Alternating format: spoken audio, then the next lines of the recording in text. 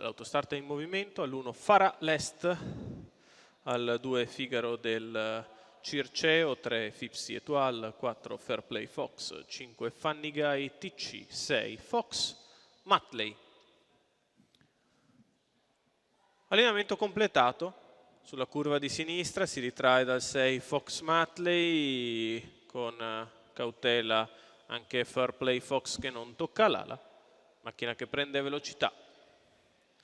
Stacca con veloce proprio Fipsi Etoile che prova a scavalcare Farah l'Est all'imbocco della prima curva. Fipsi Etoile è al comando nei confronti di Farah l'Est.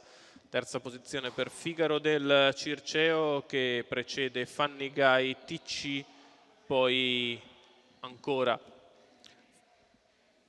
il resto del gruppo. Completamento dei primi 200 metri in 14,7 con Fipsi Etoile in vantaggio nei confronti di Farah l'Est e di Figaro del Circeo, poi Funny Guy TC, Fairplay Fox e Fox Matley.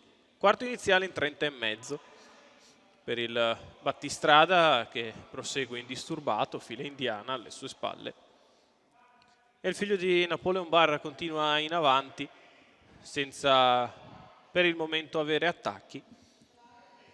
Frazione molto comoda anche per la curva di destra in più di 16 e si viene sotto alle tribune con il leader che continua indisturbato. Seconda posizione per Farah l'Est, muove all'esterno Funny Guy TC che si scopre e si porta in scia Fox Matley. 1,3 per i primi 800 di corsa, con sempre Fipsi Etoile a menare le danze. In seconda posizione Farah l'Est, di fuori prova ad impegnarsi Funny Guy TC, c'è la rottura da parte di Figaro del Circeo. Numero 2 Figaro del Circeo. Sbaglia così anche Fairplay Fox. Rimangono numero in 4 Fox, a 400 dal palo, con Fipsi Etoile che è in vantaggio, 14,5 per la retta di là, Farah l'Est nella sua scia, poi Funny Guy TC e quindi Fox Matley che prova ad andare su Funny Guy per giocarsi la terza piazza. Sposta Farah l'Est, ma ora Fipsi Etoile sta accelerando. Fipsi Etoile che accelera, ci prova Farah l'Est, ma Fipsi Etoile è in totale controllo. Settima consecutiva per il biondo Fipsi Etoile, al secondo è Farah l'Est, al terzo Fox Matley, 1,16,1 al minimo dei giri.